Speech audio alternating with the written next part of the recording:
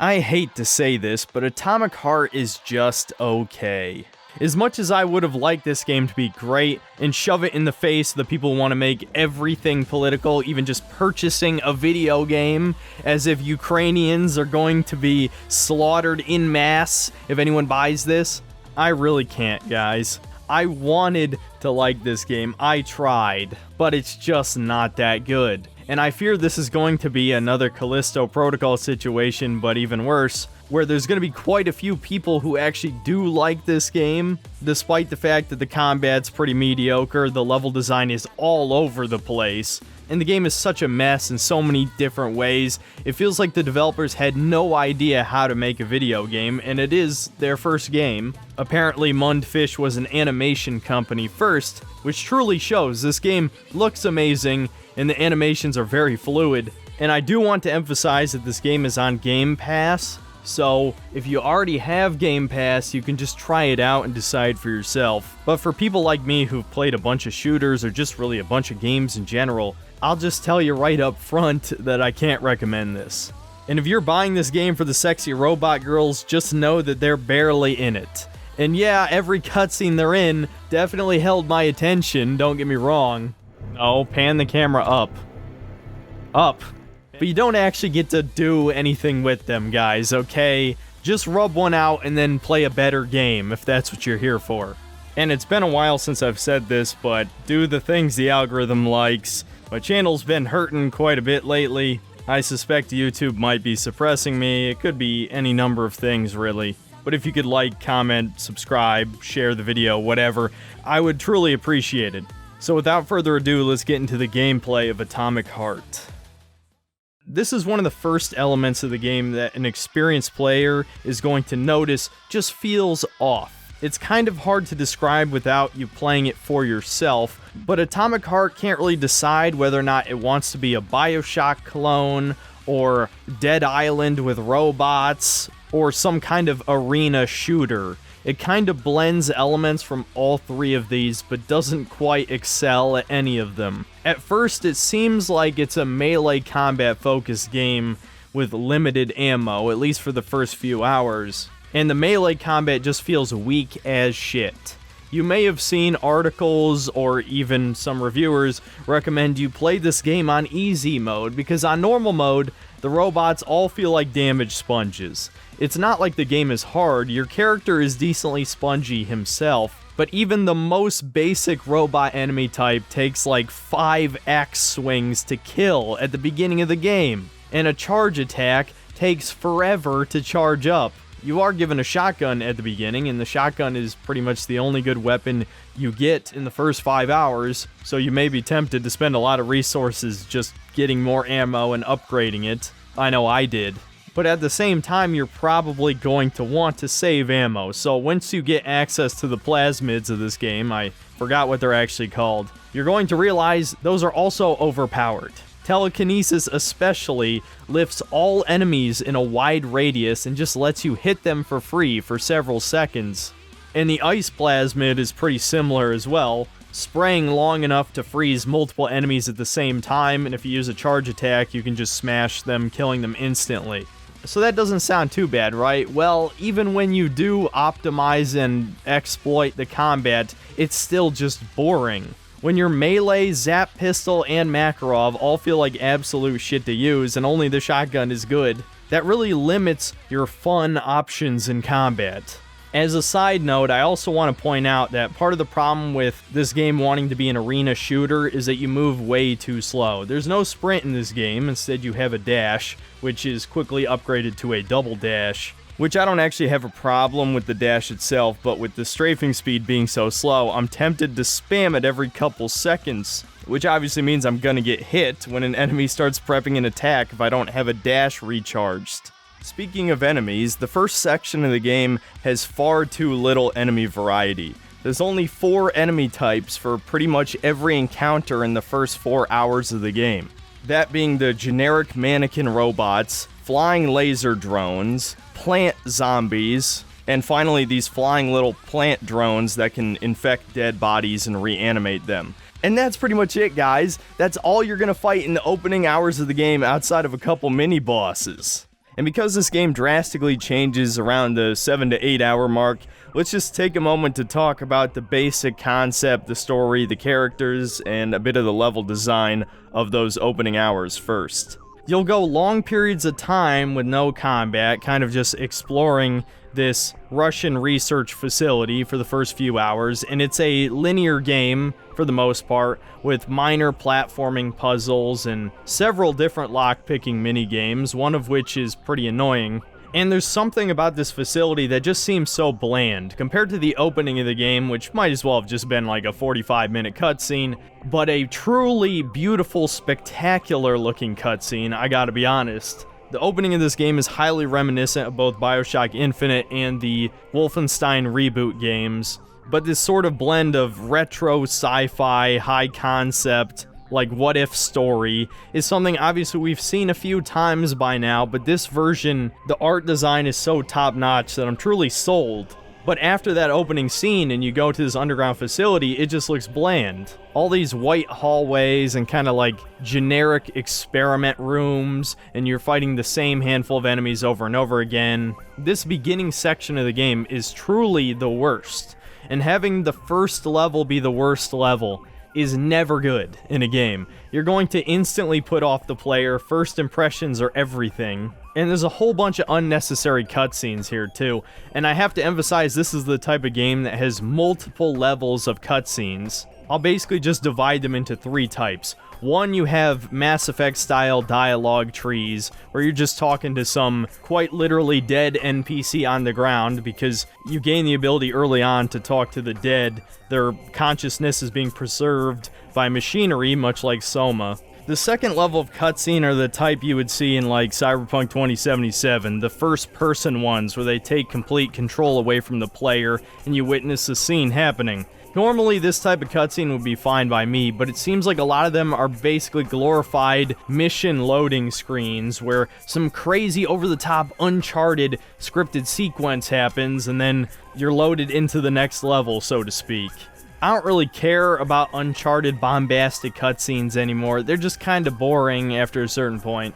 Then we get to the third level of cutscene, the movie level ones, where you get to see your own character in third person, and you often get a major story reveal or progression in some sense, and I actually really enjoyed these. Again, this is where you can tell this is an animation studio first, as not only do they look awesome, but honestly even just like the core story details were pretty interesting to me. And if you were curious about the story itself, I think I can describe it in one sentence without spoiling anything specific, but also arguably spoiling the entire thing. It's just Bioshock. Replace plasmids with convenient autonomous robots that the Soviets are selling to the rest of the world for labor purposes, and you pretty much have the same story, even a very similar twist. But let's just say I actually was invested in the story during the level 3 cutscenes. Though honestly, what might be even worse than the cutscenes is the constant dialogue during gameplay. Yes, this is one of those games. And the dialogue just sucks in general, and even worse than the dialogue writing is the English dub, which is cartoonishly bad, even worse than most anime dubs.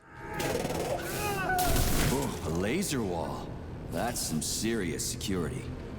People put them up for a reason. If you see one, that means there's something important on the other side. Oh shit.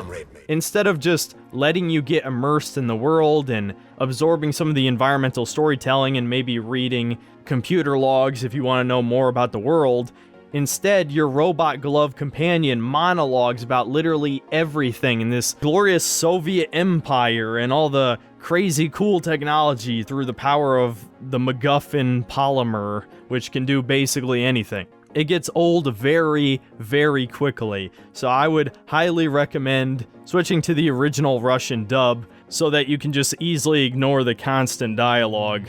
The main character's not very likable either. He's supposed to be like a generic action movie hero with his quips ranging somewhere from the more charming 80s era to the much more cringe modern Marvel era. Now I will say there were 2 characters I liked. I did like the badass babushka who helps you a couple times over the course of the game. If you want to have a strong, independent woman in your story, writing them as a grandma makes them instantly more likable every time. And the other character, surprisingly enough, is a glorified refrigerator. Or really, it's a 3D printer, but it looks like a fridge. And for some reason, this fridge has a sex robot personality. Honey, you're back. What took you so long? I was so lonely. Uh-huh. Like, I need to go through a laser wall, preferably alive. What a silly idea, honey. That's awful risky. You should stay with me instead. I'll do whatever you want. Ugh, just give me laser protection. Oh, so brutal. I'm shaking. Squirt your polymer inside me. Now, as I thought more and more about the level design, I just couldn't find a way to adequately describe why it's boring. It's not just the visuals or the linearity. There's just something about the combat encounters and the room design itself that is just doesn't quite feel right. I'm not a game designer, so I couldn't break it down for you, but I think a great example of one that's obviously bad is there's a room where you need to overcharge these machines that stir around the polymer to craft some kind of container thing, right? And you have to ride around on a little platform that circles the top of the room incredibly slowly as flying drones shoot lasers at you. I don't even have to describe how long this takes. I can just show it on the screen. It is comically fucking slow. It is not interesting in any way or challenging, and halfway through, you have to do a little puzzle to restart the machine. It is truly awful. Another problem is that the game cucks you out of boss fights multiple times. There's a giant robot drill machine that you think is a setup for a boss, and it shows up multiple times throughout the game. And as of the time I'm recording this review, over 12 hours in, I still haven't fought it.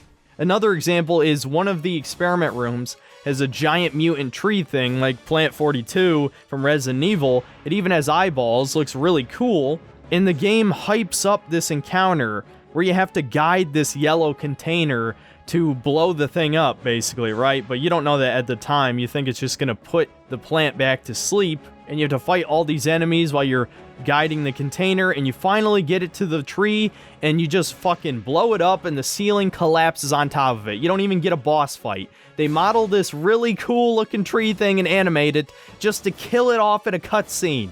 If anything, it feels like cut content as they expanded the scope of the game far beyond what it ever should have been. And to get to the point of why I jumped away from the gameplay for a while, after the first 4 hours in this experiment facility, you actually get to step outside into the world. And the next level, if you can call it that, is a little neighborhood that you actually get to explore around and get blueprints and stuff. And after the shitty linear facility, this felt like a breath of fresh air, except there was one major problem. There's infinitely respawning enemies in this area. There's repair bots that fly out of some kind of hive machine, right? And you're supposed to be able to disable this thing. The thing is, I have no idea how. There's a bunch of tutorial messages in the game, but a lot of stuff is never actually explained. They tell you basic shit anyone can figure out, like, you can climb on anything highlighted yellow. No shit. But you're supposed to be able to hack or destroy these pods or something. And later, when I go into the open world, turns out I couldn't do it anyway. It's an overcharge option in these secret little room things, and I wasn't given the tutorial to do that until 12 hours in. So maybe I was able to do it back in that neighborhood, but the game did not tell me how to do it. So instead, what I had to deal with as I'm exploring this neighborhood is infinitely respawning little saw blade bots and flying laser drones while I'm trying to lockpick shit. And you're not invincible when you do a minigame. So guys are shooting me every 5 fucking minutes. And there's also cameras that set off alarms, which you can disable the cameras. But when there's like 5 or 6 different cameras, then you're just gonna get swarmed with enemies over and over and over again. It is such a pain in the ass. So instead, I'm left with the worst possible situation for a player like myself. If you give me a medium-sized world to explore or smaller, I want to explore every nook and cranny. It's only with modern games, where they're impossibly large and have randomized loot, do I not give a fuck anymore. But in this game, you can actually find upgrades for your weapons in crates, which is great. And blueprints just to make the guns, because you don't find guns, you actually have to find the blueprint first, so it's incredibly important to explore. But when you throw infinitely spawning enemies that track you from across the map, even when you don't have an alert level, and the stealth in this game is beyond awful, not even going to break down those mechanics, then your game is annoying as fuck. It doesn't even matter if the combat's good. If you have infinite enemies on your ass, it sucks. I'm not going to budge on that shit. So by this point in the game, you finally get access to some stronger guns. What I didn't explain earlier is that the electric pistol operates on its own energy meter, effectively giving it infinite ammo. It'll recharge slowly on its own, but if you hit an enemy with a melee attack, it actually recharges it more, which is actually a great idea. I really like that design.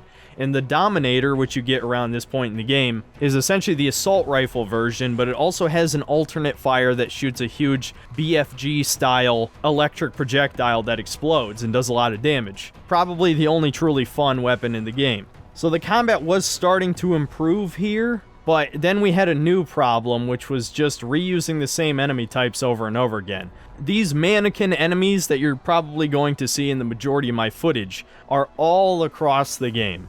And there's different reskins of them. The black ones shoot lasers out of their face. The ones with batons have a lot of really cool attacks, but unfortunately, their health is greatly inflated.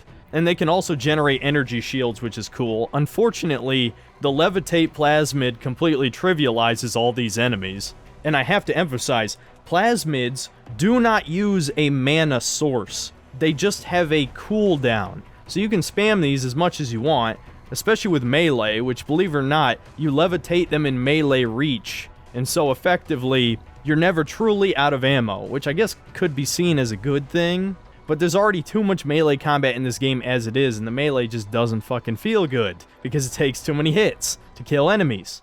Once you've cleared out this neighborhood area and taken the tram, you are finally dropped into a open world? Yes, this game becomes a sandbox game 8 hours in. And while I did already know about this because some people in the stream told me, I was still just so confused when this happened.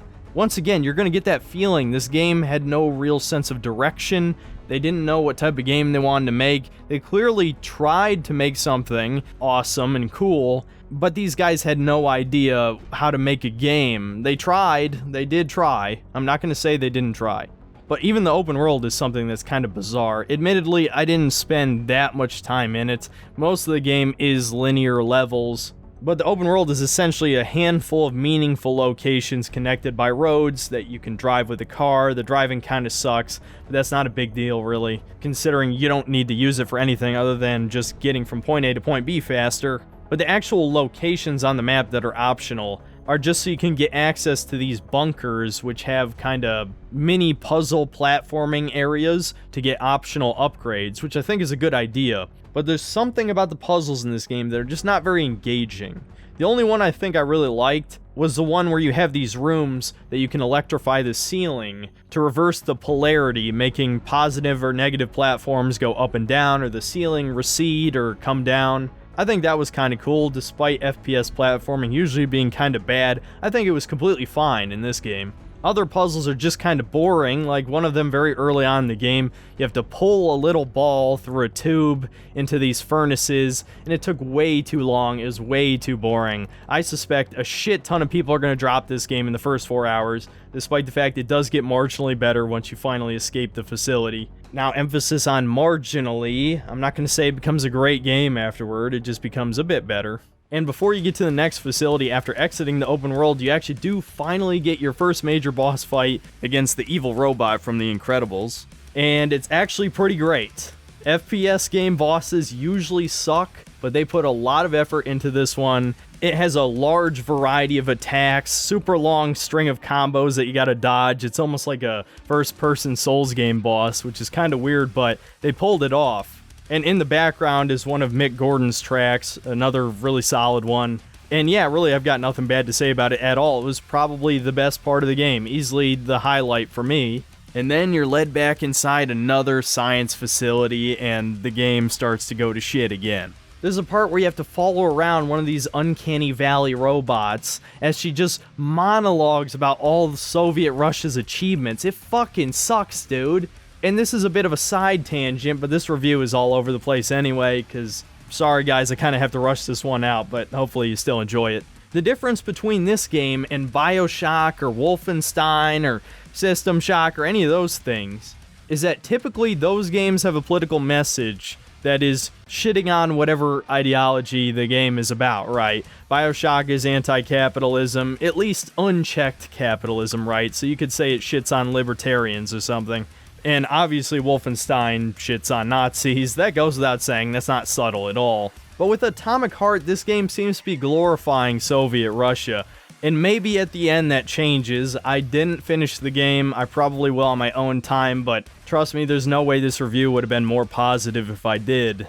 It doesn't seem like any of the commentary around the robots going rogue and killing all these people is a fault of the USSR, and more like a deliberate thing done by one of the main scientists who invented all of this technology. And look, I've said this a few times in videos before, but I don't like communists in general, or socialists, or really any far-left ideology. So if the game is legitimately glorifying communism, that kind of sucks, and it completely misses the point of these retro sci-fi games. So I'm completely fine with Bioshock being political. It's just that the politics in this are not really taken seriously. They seem just like a backdrop for a cool game, which is fine. But what's not fine is the tone of the game by extension. Bioshock is known by many to almost be like a horror game. Now, I don't think it's scary in the least bit, but it certainly has the themes and the general atmosphere of a horror game, even if it's not very scary.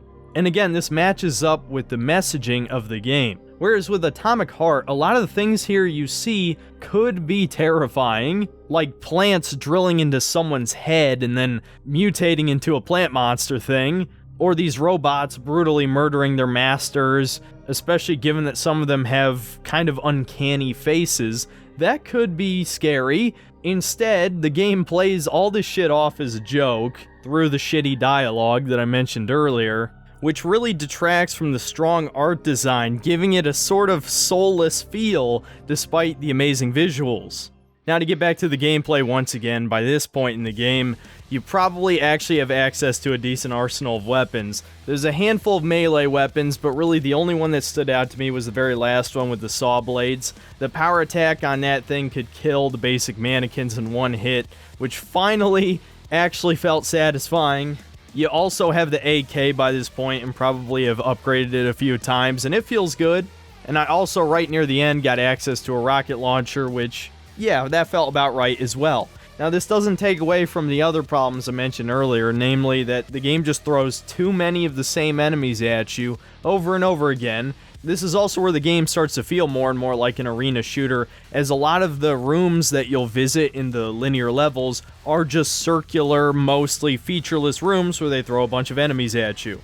You also fight one of the worst bosses I've ever fought in an FPS, this red blob thing that is resistant to bullets, and so you're supposed to switch to a melee weapon, and it's weak to fire, but unfortunately I didn't bring any fire capsules, so it ended up taking me about 100 hand axe swings while this thing is spazzing around. I was basically fighting it like a Souls boss, specifically a Demon Souls or Dark Souls 1 boss, where you circle around behind him and just hit him in the back over and over again, except with 10 times the health. And even worse, periodically throughout the fight, the boss will grab you, and you have to enter not 1, not 2, not 3, but 4 QuickTime event prompts to break out of the grab. And he grabs you multiple times throughout the fight.